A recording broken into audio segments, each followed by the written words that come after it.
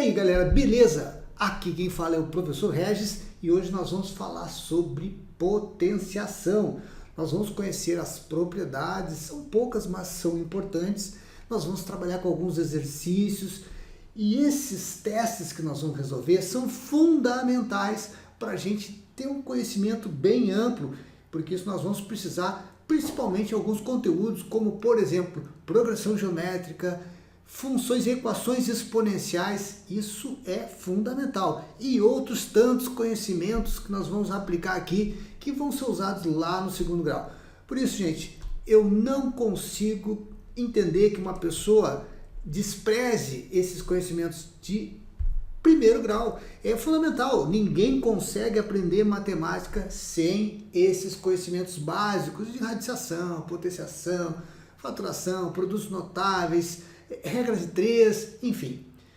Então vamos prestar bem atenção nessa aulinha, porque vai valer a pena, ok? Então vamos lá. Então vamos conhecer algumas propriedadezinhas de potenciação. A primeira delas é quando nós temos o produto de dois números idênticos, né, de mesma base. A gente diz que eles são de mesma base, só que com expoentes diferentes. Então nós vamos multiplicar potências de bases iguais. Simplesmente eu conservo a base e somo os expoentes. Já quando nós temos uma divisão, estou dividindo dois números idênticos aqui, né, exatamente com potências diferentes, eu vou ter que dividir, então, A na N por A na N vai dar um resultado N menos N. Ou seja, a divisão de potências de bases iguais gera um resultado da diferença das potências, ok, gente? No caso da propriedade 3, nós temos aqui um parênteses. E sempre que tiver um parênteses, eu vou sempre multiplicar, ok? Então, fiquem bem ligados nesse parênteses aqui que vai ser interessante. Eu vou sempre multiplicar esses dois valores aqui. Então agora nós vamos ver como funciona na prática essas propriedades em alguns casos especiais. Vamos embora. Então aqui a primeira ideia é qualquer número elevado a zero é sempre 1. Vejam aqui, 125 na zero é 1.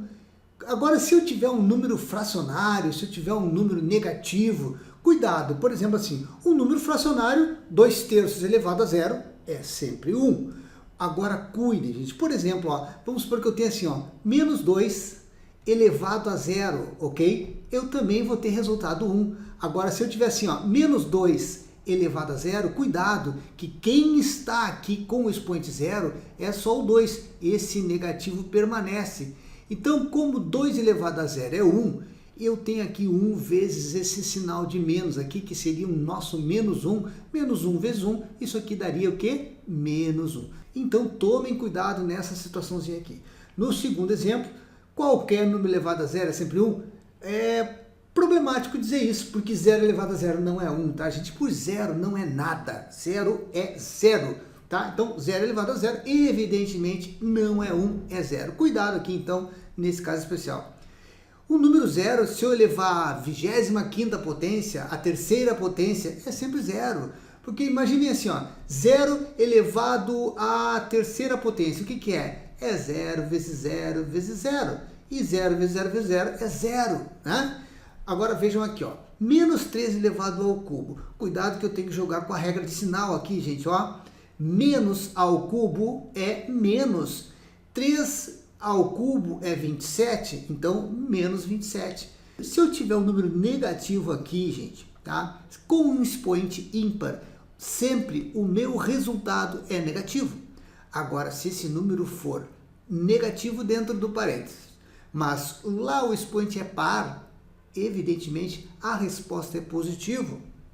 Nesse caso aqui, expoente ímpar. Então, resposta negativa e 3 ao cubo é 27. Então, menos 27 como resposta. No caso aqui, ó, vejam que aqui o expoente é par. Então, a resposta é positiva. 2 elevado à quarta potência seria 2 vezes 2 vezes 2 vezes 2. Isso dá 16. Mas se eu quiser fazer menos 2 vezes menos 2, isso aqui vai dar mais 4. Mais 4 vezes menos 2 vai dar menos 8. E menos 8 vezes menos 2 vai dar mais 16. Então eu vou seguindo a regrinha de sinal e eu vou sempre tendo que ter aqui como resposta positiva, ok? Então vamos lá para sexto exemplo. Ó. Qualquer número elevado a 1 é sempre ele mesmo, tá, gente? Mas vejam que aqui não é 1, aqui é menos 1. Então, 3 meios elevado a menos 1, o que eu faço? Eu aplico o inverso. Então, um número qualquer elevado a um expoente menos 1 é sempre o inverso da fração. A fração era 3 meios elevado a menos 1? Ok, então a resposta vai ficar o quê? 2/3. Eu troco, tá bom? Então, vejam aqui, ó. 3 meios elevado a menos 4 é o quê, ó? 2/3 elevado à quarta potência. Eu troco aqui, gente, ó, o sinal quando eu faço essa inversão. Então, eu inverto a fração e troco o sinal do expoente. Vejam aqui que 4 é par e aqui é positivo. Então, o resultado tem que ser o quê? Positivo. Agora, nós vamos praticar, nós vamos aplicar num testezinho bem simples aqui, um exercício que vai ser bem legal para vocês entenderem essa ideia da propriedade aqui quando a gente tem parênteses. Vejam aqui, ó, nós temos 2/3 elevado a 1/2 e aqui eu tenho um colchete. Observe que eu tenho um parênteses e um colchete.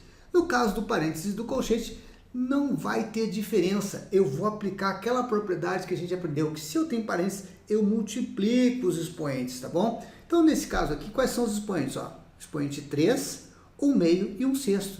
Então, o que eu vou fazer?